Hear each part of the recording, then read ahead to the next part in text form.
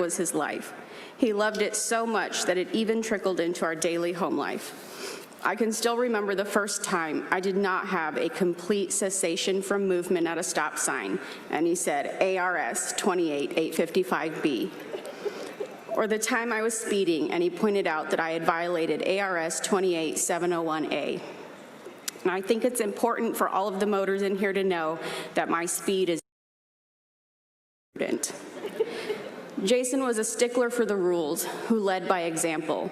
It's just one of the things I loved the most about him. I could always count on him to do the right thing. At work, he may have been a hard man, and sometimes he was a hard man at home too. But it was only because he worked hard to be a good man, a good husband, a good father, and a good cop. My favorite thing about him was humor.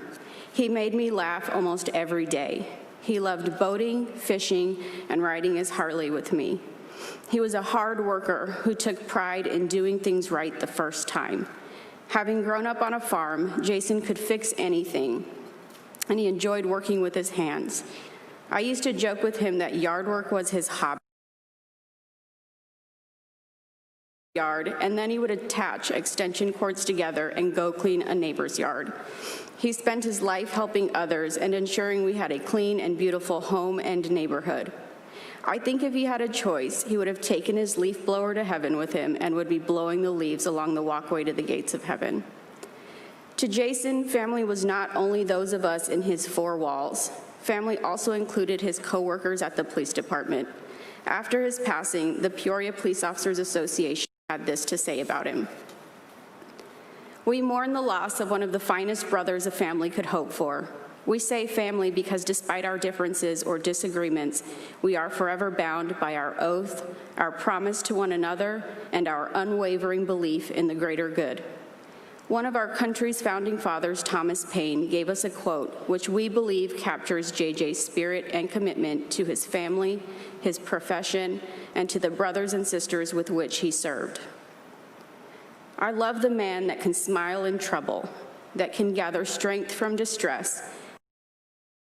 'Tis the business of little minds to shrink, but he whose heart is firm and whose conscience approves his conduct will pursue his principles unto death.